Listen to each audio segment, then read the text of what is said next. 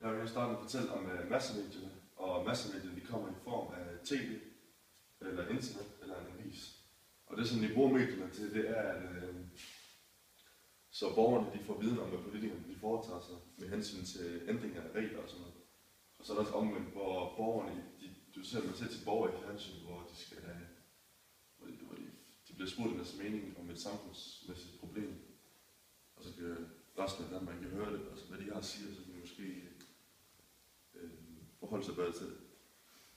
Og det er også sådan, at borgerne de kender de nye regler, og så de får mulighed for at rets efter den, eller de kan protestere på det.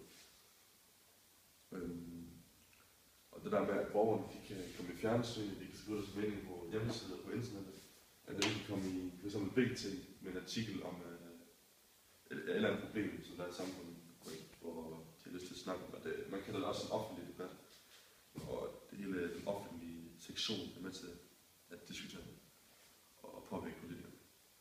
Og så bliver massemedierne også kaldt den fjerde statsmagt til nogle folk, fordi det er nogen, der synes, det spiller en vigtig rolle i det der med statsmagt.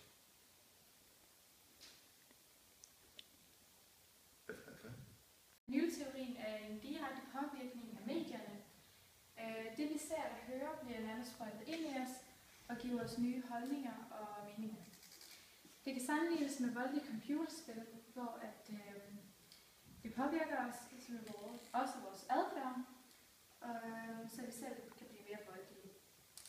Hvis mennesker har indlært en robust kulturel kode, kan de forsvare sig mod propagandaen.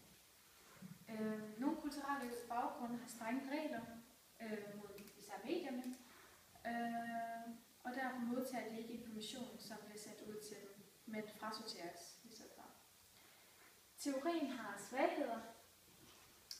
Det er f.eks. hvis man har en stærk kulturel kode, eller hvis det ikke passer sammen med ens moralske synspunkter og holdninger. Opinionslederteorien er, hvor hvert individ har sin egen kulturelle kode og har sine egne holdninger og meninger.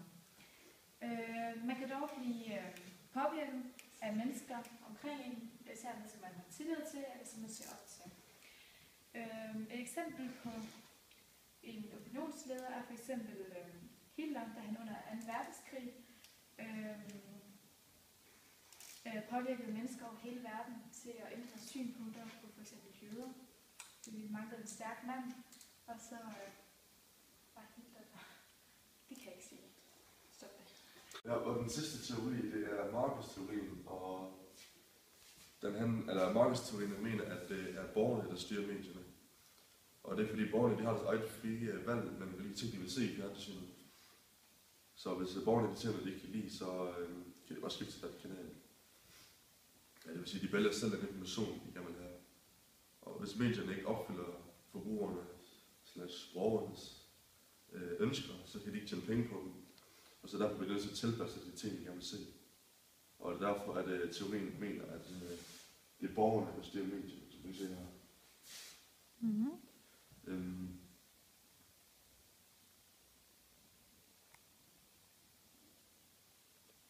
Ja, så er vi nødt til at stoppe.